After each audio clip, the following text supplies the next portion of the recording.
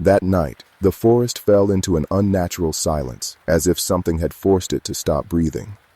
I have been a ranger at Grim Hollow National Forest for 31 years, and in all that time, I believed I understood these woods. I knew their rhythms, their sounds, their secrets. I was wrong. What descended upon us in the autumn of 1983 shattered everything I thought I knew about nature, about predators, about the thin membrane separating our world from something far older and more terrible. My name is Rosco Peton, and this is my account of the events that unfolded in those blood-soaked weeks. Events that the official reports buried beneath layers of bureaucratic lies. Events that still jolt me awake in the dead of night, drenched in cold sweat, listening for footsteps that should not exist. Grim Hollow National Forest sprawls across 52,000 acres of dense, primeval woodland in the most remote reaches of the Appalachian Mountains. The trees here are ancient beyond measure, towering hemlocks and red oaks that have stood sentinel since before this nation drew its first breath. Their canopy grows so thick and intertwined that sunlight becomes a stranger to the forest floor, creating a world of perpetual twilight where moss blankets every surface in shades of green, so dark they appear almost black. The undergrowth tangles upon itself in impenetrable walls of rhododendron and mountain laurel, and the hollows between the ridges fill with mist that seems to breathe with a life of its own. The locals have always known there was something wrong with Grim Hollow. The Cherokee who once lived in these mountains called this place the hunting grounds of the Shadow Walker, a name that should have served as warning enough. They avoided these woods whenever possible, and their stories spoke of something that had dwelt here since the beginning of time, something that was neither animal nor spirit, but something far worse, something that hungered for human flesh with an appetite that could never be satisfied. I first came to Grim Hollow in the spring of 1952. A young man fresh from 2 years of service in Korea, seeking peace in the wilderness after witnessing horrors I could not unsee. The head ranger at the time was a weathered old veteran named Jedediah Blackwood, a man who had spent 45 years in these woods and whose face told stories his mouth refused to speak. On my first day, Jedediah took me to the edge of a particularly dense hollow known locally as the Throat, a name that should have been my first warning. He pointed into the impenetrable darkness between the ancient trees and told me in a voice as rough as tree bark that there were places in Grim Hollow where a man should never venture alone, places where the forest kept what it claimed. I laughed nervously, dismissing his words as the superstitions of an old mountaineer who had spent too many decades in isolation. Jedediah did not laugh. He simply fixed me with those pale gray eyes, eyes that had witnessed too much, and told me that I would learn. Everyone learns eventually, he said, though some learn when it is far too late. The years passed, and I settled into the rhythm of life at Grim Hollow. I married a woman named Hester from the nearby town of Elk Ridge, a gentle soul with chestnut hair and eyes the color of autumn leaves.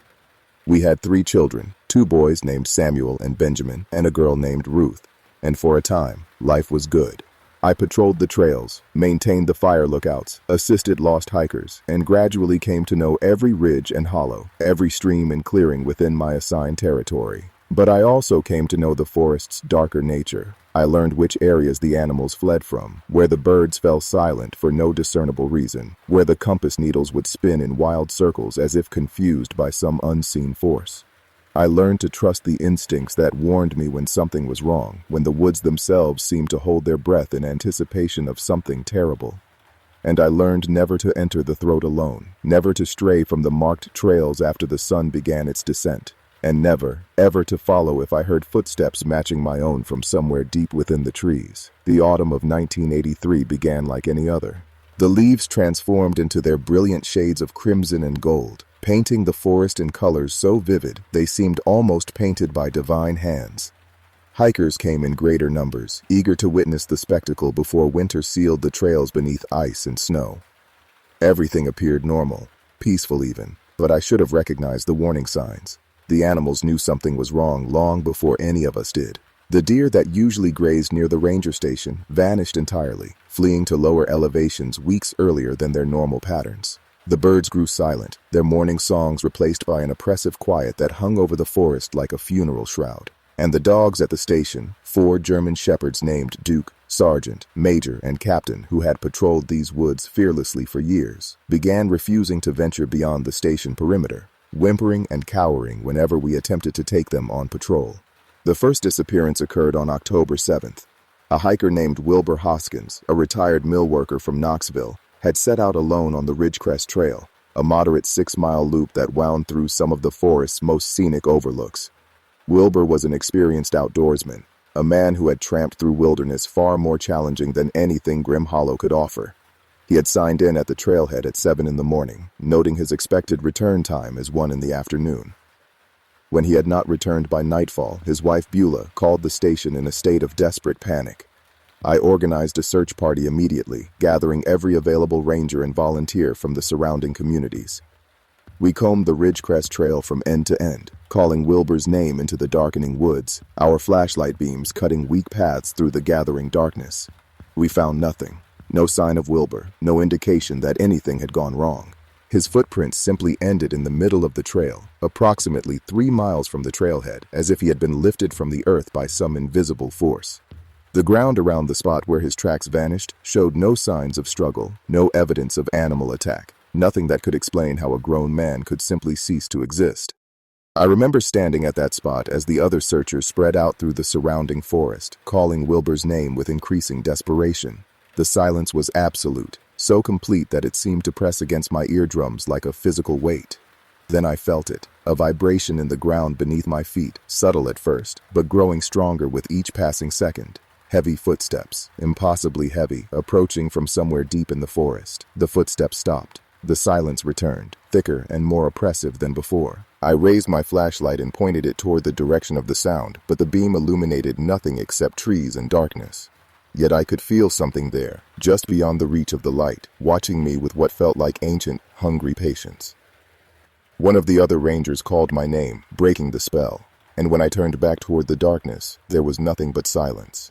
We searched for Wilbur Hoskins for 5 days. We brought in tracking dogs from the county sheriff's department, helicopters with thermal imaging equipment, and nearly 300 volunteers who scoured every inch of the Ridgecrest Trail and the surrounding wilderness. We found nothing. No body, no clothing, no equipment, not a single trace of Wilbur Hoskins beyond those footprints that ended so abruptly in the middle of the trail. The official report listed him as missing, presumed dead, victim of unknown circumstances. His wife Beulah never accepted that conclusion. She came to the station every week for months afterward, begging us to continue searching, insisting that her husband was still out there somewhere, waiting to be found. I could never bring myself to tell her about the footsteps, about how they had shaken the very ground beneath my feet. Some truths are too terrible to share with those who are already suffering. The second disappearance occurred 9 days later, and this time there were witnesses. A group of 6 hikers from Charlotte, 3 married couples named Otis and Mabel Pritchard, Clyde and Edith Swinton, and Vernon and Prudence Lockhart, had set out on the Hollow Run Trail, a challenging 14-mile route that passed through some of the most isolated sections of Grim Hollow. They were experienced hikers, well-equipped and well-prepared, and they had planned to complete the loop over 2 days, camping overnight at a designated site near Whisperfall Cascade. According to the survivors, everything proceeded smoothly until they reached the falls. They established their camp, prepared dinner over a small fire, and settled in for the night as darkness consumed the forest around them. Otis Pritchard was the first to notice something was wrong. He later told me, his voice trembling and his eyes haunted by memories he desperately wished to forget, that he had been awakened sometime around 2 in the morning by a sound he could not identify. It was like nothing he had ever heard, he said, a deep rumbling growl that seemed to come from everywhere at once, vibrating through the ground and the air and his very bones. He lay in his tent, paralyzed by a fear he could not rationalize, listening as heavy footsteps approached the camp.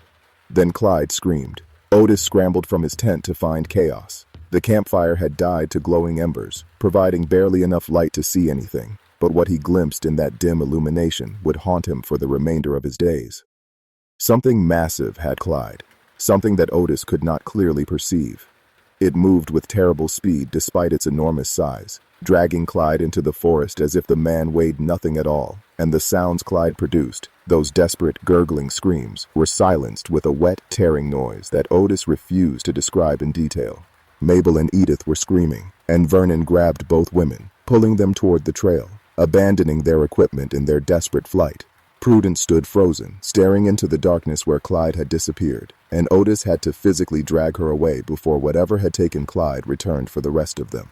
They ran through the darkness for hours, stumbling over roots and rocks until they finally reached the ranger station just before dawn. Prudence collapsed on the station steps, her eyes wide and unfocused, muttering words that made no sense. She never recovered. The trauma of that night shattered something inside her, and she spent the rest of her life in a psychiatric facility, unable to speak of what she had witnessed without descending into uncontrollable screaming. I led the search party to Whisper Fall Cascade that same morning, armed with rifles and accompanied by every ranger in the district. What we discovered at the campsite defied explanation. The tents had been torn apart.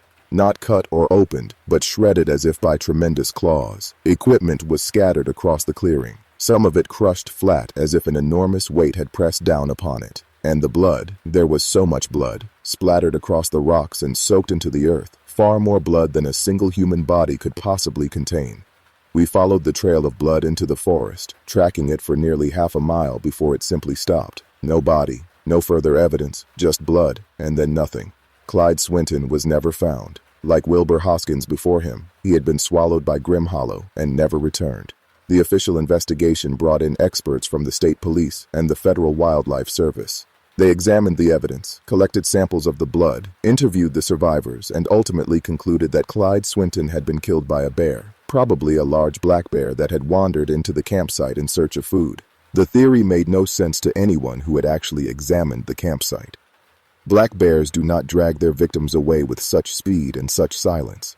Black bears do not leave behind so much blood without also leaving behind a body, and black bears do not produce deep, rumbling growls that vibrate through the ground itself. But the experts needed an explanation, something that fit within their understanding of the natural world, and a bear attack was the only theory that came close. I knew better. I had seen the claw marks on the trees near the campsite, marks that were too high from the ground to have been made by any bear, marks that showed claws longer than my hand. I said nothing. Who would have believed me? The disappearances continued throughout October. A family of 5 from Ohio vanished from the Pinecrest Trail, leaving behind nothing but their abandoned vehicle in the parking area. A group of college students on a camping expedition went silent, their last radio transmission a garbled mess of screaming and static. A solitary photographer named Lemuel Webb, who had come to capture the autumn colors on film, walked into the forest one morning and never emerged. Each disappearance followed the same pattern: experienced outdoors people entering the forest and simply vanishing, leaving behind footprints that ended abruptly, equipment that showed signs of tremendous violence, and sometimes blood. So much blood, but never bodies. Never any bodies. I began spending more time in the forest, partly from duty and partly from a growing obsession to understand what was happening. I walked the trails at all hours, watching for patterns, searching for clues that the official investigators had missed. The other rangers thought I was losing my grip on sanity, and perhaps they were correct. Hester begged me to transfer to another station, to leave Grim Hollow behind before it claimed me as well. I could not explain to her why I had to stay, why I felt compelled to face whatever darkness had taken root in these woods. Perhaps it was guilt over the lives I had failed to save. Perhaps it was the need to prove that I was not afraid, that 31 years in Grim Hollow had not broken me as it had broken so many others. Or perhaps something in the forest was calling to me, drawing me deeper into its embrace with a siren song I could not resist. It was during one of these late-night patrols that I first saw it clearly. I was walking the section of the Ridgecrest Trail where Wilbur Hoskins had disappeared, my flashlight beam cutting through the darkness ahead of me, when I became aware of a presence watching me from the trees. The feeling was unmistakable, that prickling sensation on the back of your neck that tells you predator eyes are tracking your every movement. I stopped walking and slowly turned my flashlight toward the source of the feeling. At first, I saw nothing but the usual tangle of branches and shadows. Then the shadows moved. What I saw in that moment has haunted my dreams ever since.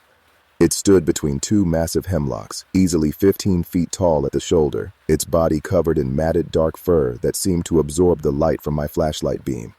Its form was roughly bear-like, but wrong in every proportion, with limbs that were too long, too muscular, ending in paws the size of dinner plates tipped with claws that gleamed like polished obsidian. But it was the face that truly terrified me. A face that was almost ursine, but twisted into something far more intelligent, far more malevolent, with eyes that glowed with a dull amber light and a mouth filled with teeth that looked like they could shear through bone without effort. For a long moment, we simply stared at each other, the creature and I, predator and prey, frozen in a tableau of mutual recognition. Then it opened that terrible mouth and produced a sound that I can only describe as a laugh, a deep, rumbling vocalization that vibrated through my chest and turned my bones to water. It was not the sound any natural animal could make. It was the sound of something ancient and evil, something that had been hunting these woods since before humanity existed, something that took pleasure in the fear of its prey.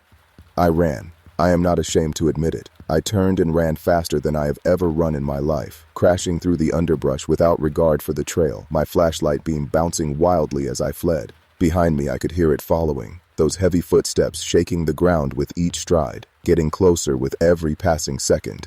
I could feel its breath on the back of my neck, hot and fetid, smelling of rot and decay, and something else, something almost metallic, like old blood. I do not know how long I ran or how I found my way back to the station.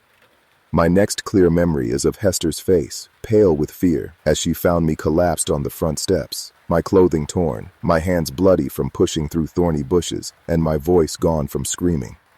I could not tell her what I had seen. The words would not come. I spent the following week in a state of shock, barely able to eat or sleep, jumping at every sound and perceiving monsters in every shadow.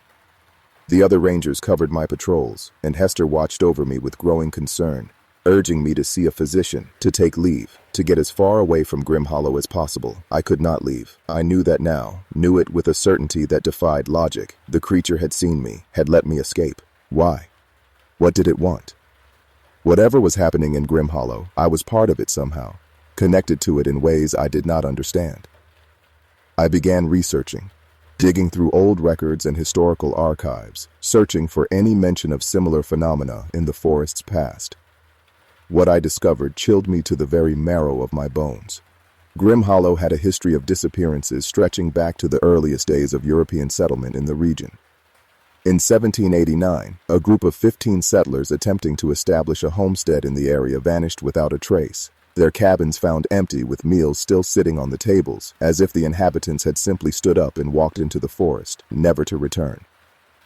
In 1834, a logging camp of 43 men was abandoned overnight, the workers' belongings left behind, their tools still scattered around half-felled trees, but not a single body ever recovered. In 1912, a hunting party of 9 wealthy businessmen from Asheville entered Grim Hollow and disappeared, despite an extensive search that lasted 4 months. The pattern repeated every few decades, clusters of disappearances that defied explanation, followed by years of relative quiet. The Cherokee stories began to make a terrible kind of sense. There was something in Grim Hollow, something old and hungry, something that woke periodically to feed. I found references to the creature in several obscure texts, old journals and diaries from settlers and loggers who had encountered something in these woods and lived to tell about it. They called it by many names, the Shadow Walker, the Forest Devil, the Beast of the Hollows, but their descriptions were remarkably consistent, massive and bear-like, with fur as dark as midnight, eyes that glowed with hellish light, claws that could tear through anything, and always that deep rumbling laugh that seemed to come from everywhere at once. Some accounts suggested there was only one creature, an ancient thing that had lived in Grim Hollow since the mountains themselves were young. Others spoke of a family of creatures, a whole tribe of monsters that dwelt in the deepest, darkest hollows, emerging only when their hunger grew too great to ignore. I did not know which account was true, and I was not certain I wanted to find out. The disappearances continued into November. The Forest Service closed Grim Hollow to the public, citing safety concerns related to the ongoing investigation, but the closures did not stop the vanishings. A team of federal investigators sent to examine the evidence disappeared from their campsite near the throat, leaving behind overturned vehicles and splashes of blood but no bodies. A news crew from an Asheville television station, determined to get footage of the closed forest for a story about the mysterious disappearances, never returned from their expedition. Even animals began to vanish in greater numbers. Deer and elk found in pieces scattered across the forest floor, their remains showing signs of violence that no natural predator could have inflicted. The body count mounted, though we had no bodies to count. Only absences, only silence where there should have been life. I knew I had to act. Whatever was happening in Grim Hollow, whatever ancient evil had awakened in these woods, I could not simply wait for it to claim more victims. I began planning an expedition into the heart of the forest, into the throat itself, the place Jedediah Blackwood had warned me about so many years ago. If there were answers to be found, they would be there, in that impenetrable darkness where even the forest seemed afraid to grow. I did not tell Hester what I was planning. She would have tried to stop me, and I could not bear to see the fear in her eyes. I wrote letters to my children, Letters to be opened only if I did not return, explaining what I had seen and what I suspected, begging them to leave this place and never look back. Then, on the night of November 19th, I packed my gear and walked into the darkness. The throat was everything the old stories had warned about and more. The trees grew so close together that I could barely squeeze between them, their branches interlocking overhead in a canopy so thick that my flashlight seemed to provide the only light in existence. The air was heavy and still, filled with a silence so profound that my own breathing sounded impossibly loud. Creeping fog swallowed the lower portions of the trees, leaving only slow-moving shadows visible in the dim illumination. I could feel the wrongness of this place pressing against me from all sides, a sense of ancient malevolence that made every instinct scream at me to turn back. I kept walking.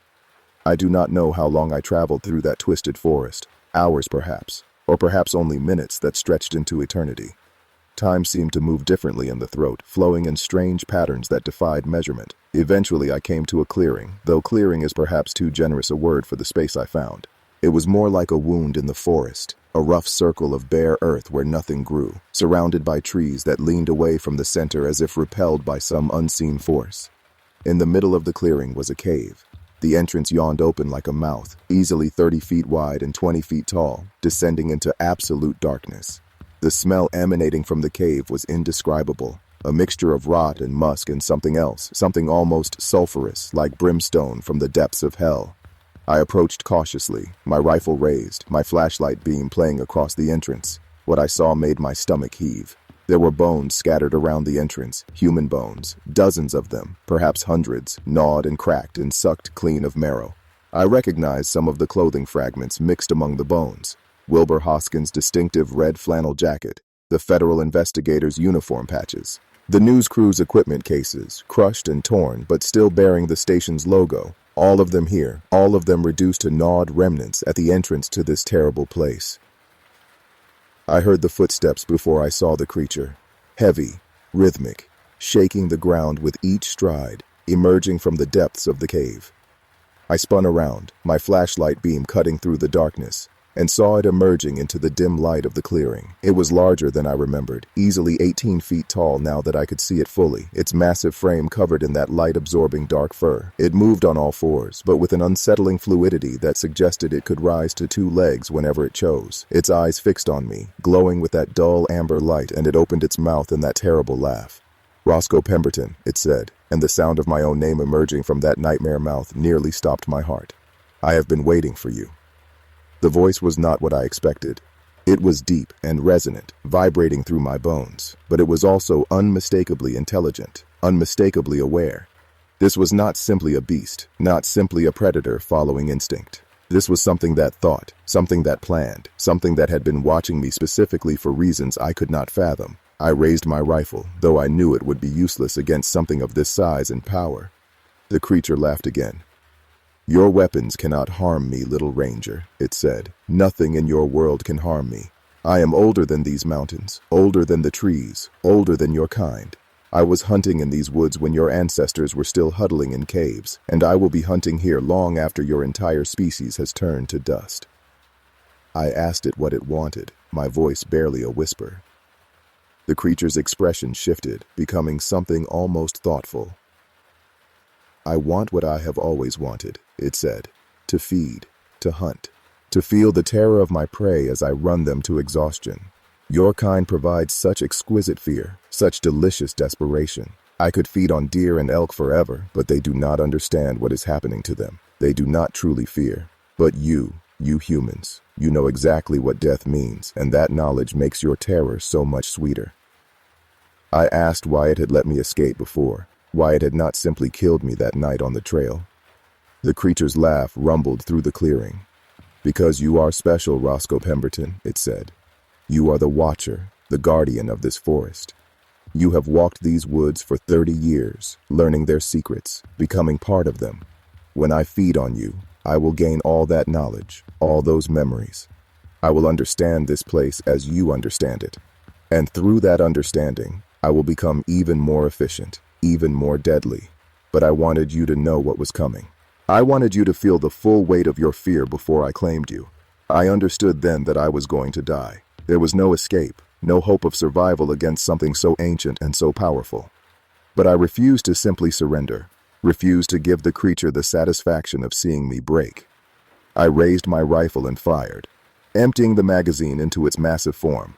The bullet struck with wet, thudding sounds, but the creature barely seemed to notice. It shook itself, dislodging the flattened slugs from its hide, and advanced toward me with slow, deliberate steps. "You have spirit," it said, almost admiringly. "I will enjoy breaking it." What happened next is difficult to describe, partly because my memories of those moments are fragmented and partly because words seem inadequate to capture the horror of what I experienced. The creature toyed with me, batting me around the clearing like a cat with a mouse, its claws slicing through my clothing and flesh with surgical precision. It could have killed me at any moment, but it chose to prolong my suffering, to drink in my fear like fine wine. I felt bones break, felt blood flowing from dozens of wounds, felt my consciousness beginning to slip away as shock and blood loss took their toll. And through it all, I could hear that terrible laugh, that rumbling vocalization that seemed to come from everywhere at once. I do not know what saved me. Perhaps the creature simply grew bored with its game. Perhaps something distracted it, some other prey that caught its attention. Perhaps, in some way I cannot understand, Grim Hollow itself intervened, protecting the ranger who had served it faithfully for so many years. Whatever the reason, I woke up sometime later, alone in the clearing, the creature gone and the cave entrance sealed as if it had never existed. I was broken and bleeding, barely able to move, but I was alive. I crawled through the forest for what felt like days, leaving a trail of blood behind me, until I finally emerged onto a familiar trail and collapsed. The other rangers found me the next morning, more dead than alive. They rushed me to the hospital in Asheville, where I spent 3 months recovering from my injuries. The official report attributed my wounds to a bear attack, though no bear could have inflicted the precise, almost surgical cuts that covered my body. I did not argue with the report. Who would have believed the truth? I returned to Grim Hollow after my recovery, though many thought I was insane to do so. Hester had left by then, taking the children to live with her sister in Tennessee, unable to bear the weight of my obsession any longer. I do not blame her. I had become something other than the man she married, consumed by a darkness that I could not escape.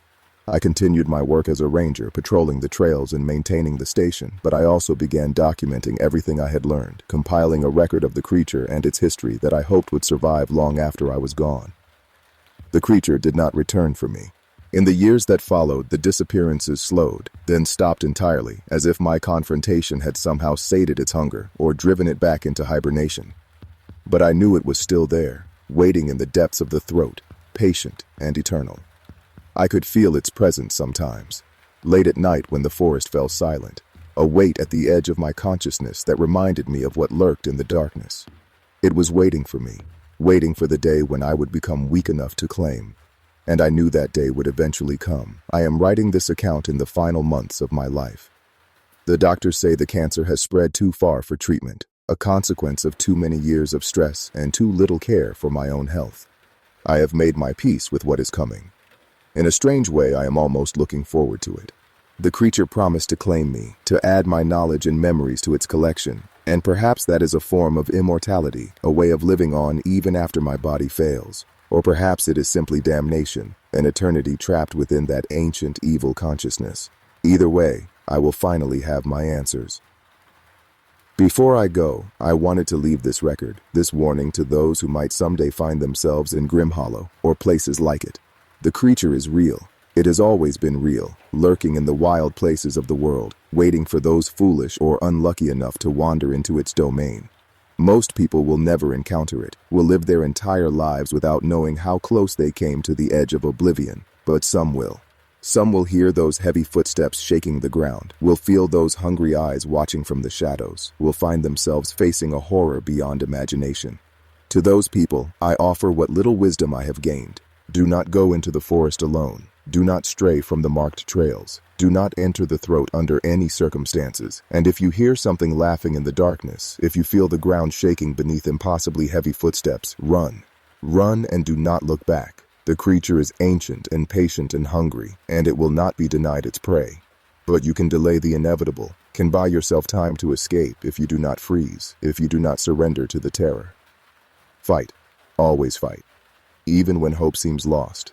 Even when death seems certain, fight with everything you have. That is the only advice I can give. My name is Rosco Peton. I was a ranger at Grim Hollow National Forest for 31 years. I saw things in those woods that still haunt my dreams. And now, as I face my final days, I pass this knowledge on to you, whoever you are, wherever you might be. Be careful, be vigilant, and never ever forget that the forest is watching, always watching, with hungry eyes and infinite patience. The beast of Grim Hollow is waiting. It has always been waiting, and it will always be waiting. The night my story truly ended began much as the night my story truly began, with the forest falling into an unnatural silence and something forcing it to stop breathing.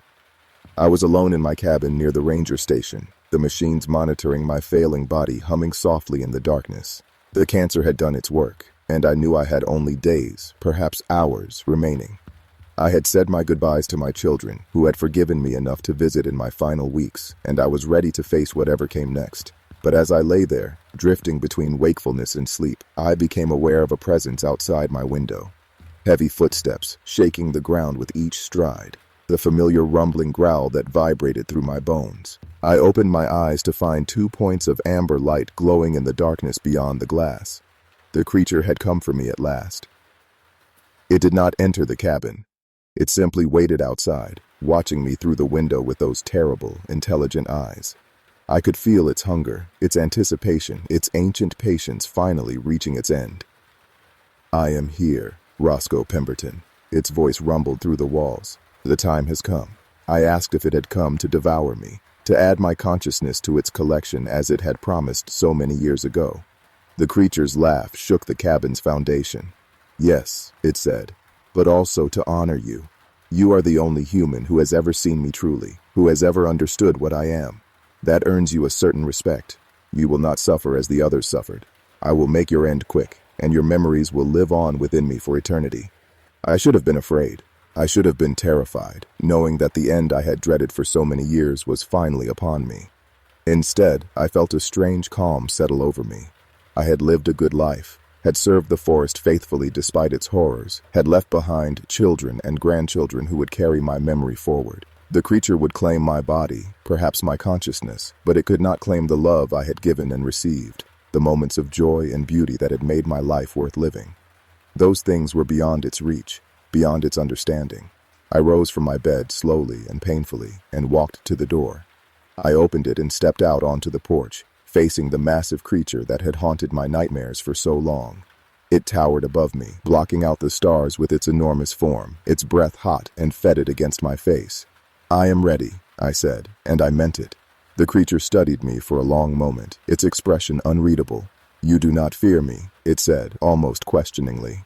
I told it that I had spent too many years being afraid, that fear had cost me my marriage, my family, my peace of mind. I was done with fear.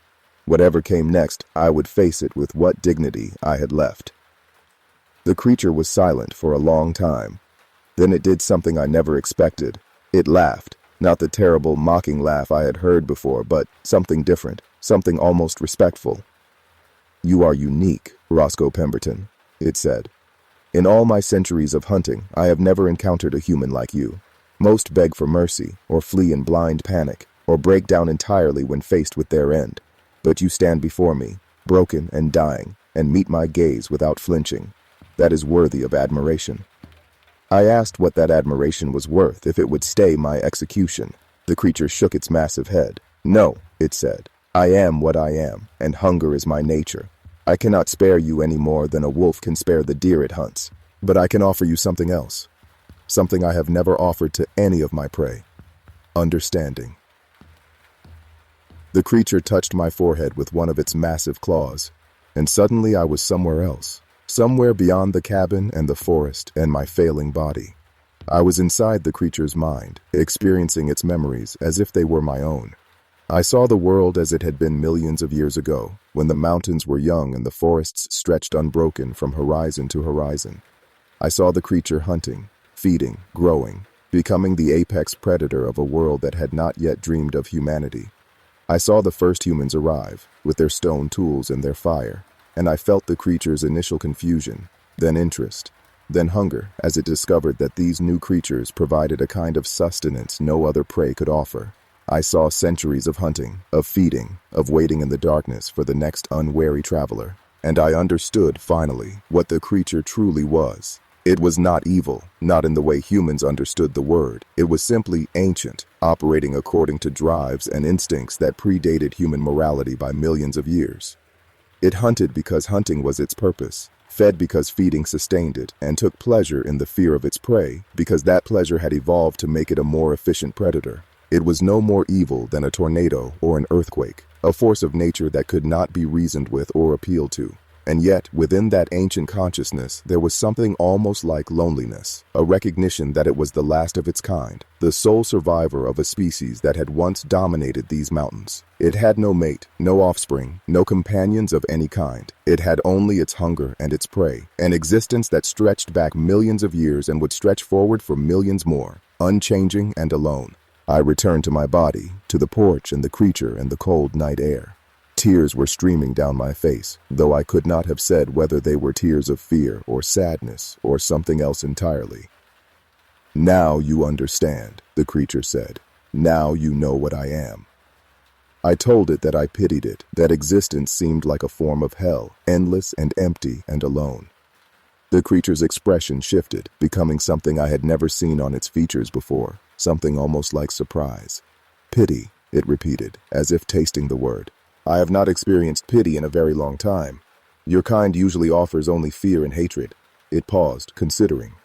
"Perhaps that is why you intrigue me so, Rosco Peton.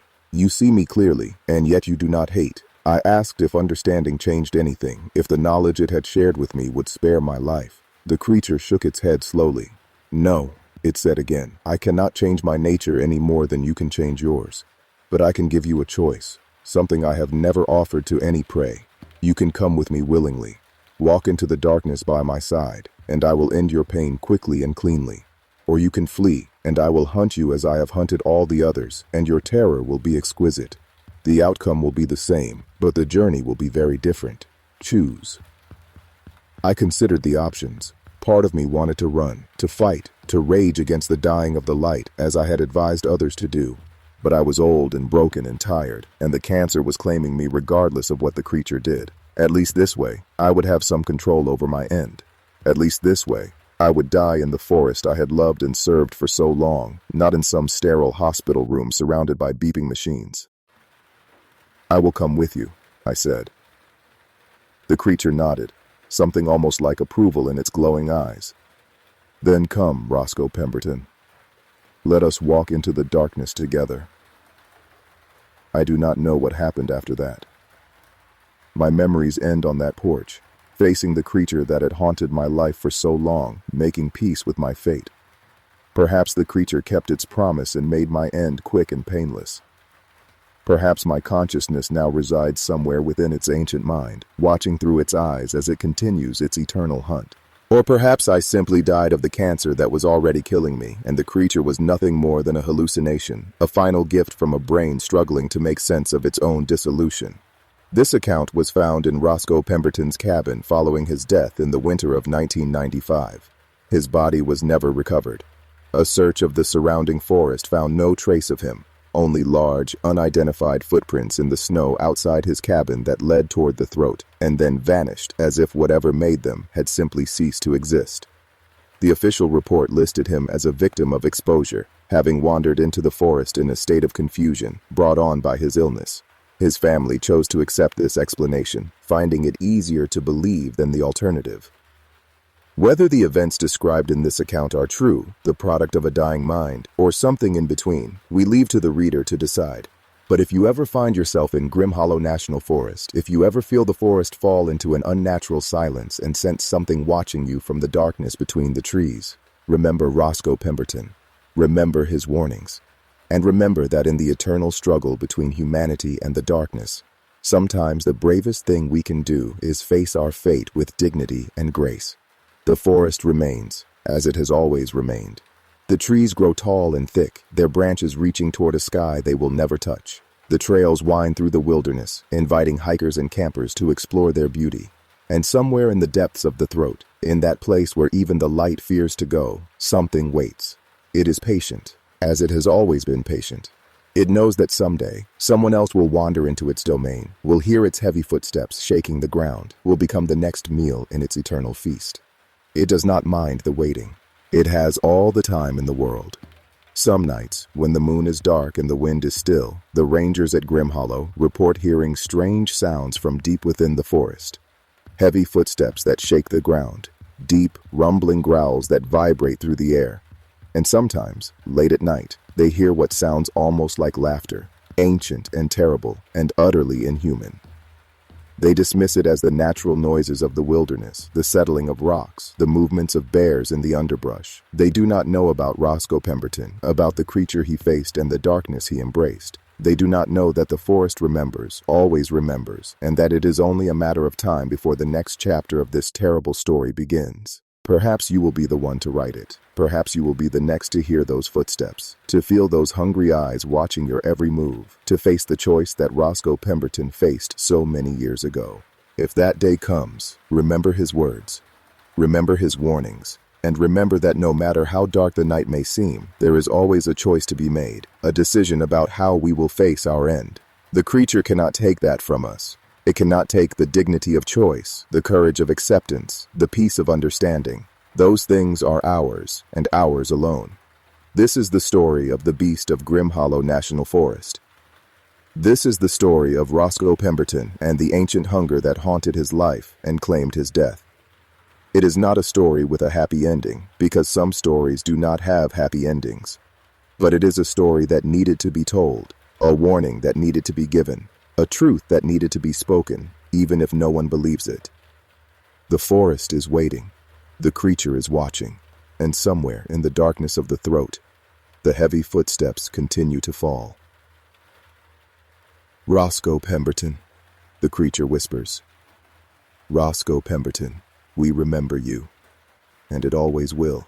The reports kept coming in the months and years after Rosco's disappearance. Hikers who claimed to have seen something massive moving through the trees at dusk, something that walked on 4 legs but seemed capable of standing on 2.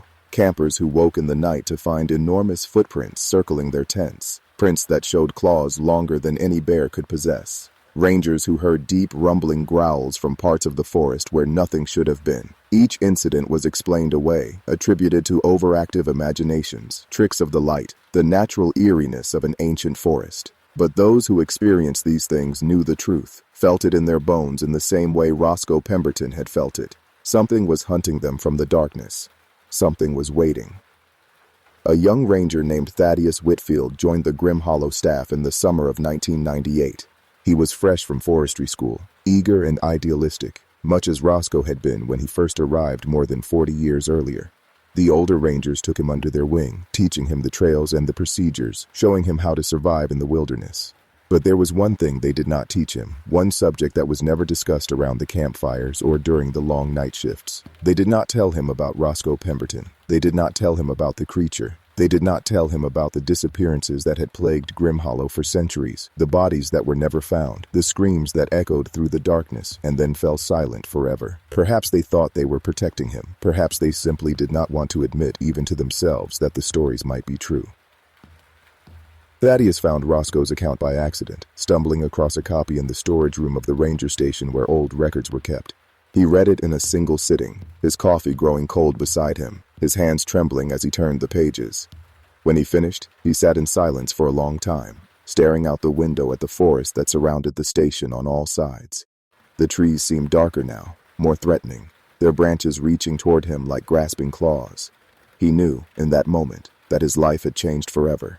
He could not unread what he had read, could not unsee the images that Rosco's words had planted in his mind. The forest was no longer simply a place of beauty and peace. It was a hunting ground, and he was prey. Thaddeus became consumed with the creature, spending every free moment researching the history of Grim Hollow, interviewing old-timers who remembered the disappearances of 1983, searching for any evidence that might prove or disprove Rosco's claims. What he found only deepened his conviction that the old ranger had been telling the truth. The patterns were too consistent, too precise to be coincidence. Every few decades, clusters of disappearances, always in the remote sections of the forest, always without bodies or conclusive explanations, and always the reports of strange sounds and massive shapes that preceded and followed the events. Thaddeus brought his findings to the station chief, a practical man named Horace Brennan who had run Grim Hollow for 20 years. Horace listened patiently as Thaddeus laid out his evidence, nodded at appropriate moments, and when he finished, told him in a tone that brooked no argument to forget everything he had read.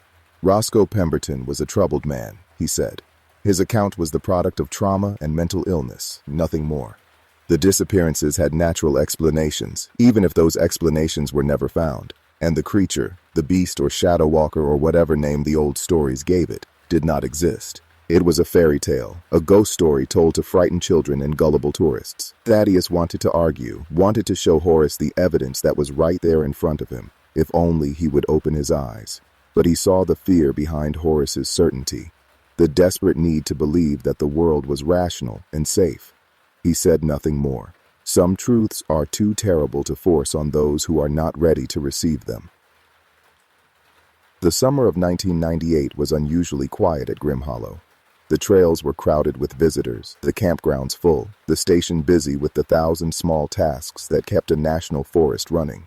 Thaddeus threw himself into his work, trying to push the creature from his mind, trying to convince himself that Horace was right and Roscoe's account was nothing but the ramblings of a broken man.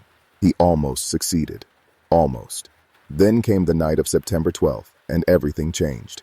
It began with a report from a group of campers near Whisperfall Cascade, the same site where Clyde Swinton had been taken more than 15 years before. They claimed to have heard heavy footsteps in the night, footsteps that shook the ground beneath their tents. They claimed to have heard a deep, rumbling growl that seemed to come from everywhere at once. They packed up their camp before dawn and fled to the ranger station, their faces pale and their hands shaking. Thaddeus took their statements while Horace dismissed their claims as the result of too much whiskey and too many ghost stories. But Thaddeus saw the terror in their eyes, recognized it as the same terror Rosco had described in his account. These people had heard something in the forest, something that should not exist, and whatever it was waking up. More reports came in over the following weeks. A solo hiker on the Ridgecrest Trail who swore something massive had followed him for miles, shaking the ground with each step, but never coming close enough to see. A family who found enormous claw marks on the trees around their campsite, marks that were far too high to have been made by any bear. A photographer who captured an image that showed what looked like two glowing eyes in the darkness between the trees, eyes that were level with the top of a pickup truck. The image was blurry, inconclusive, but Thaddeus studied it for hours, comparing it to the descriptions in Roscoe's account. The resemblance was unmistakable. The creature was awake, and it was hunting. Thaddeus knew he had to act.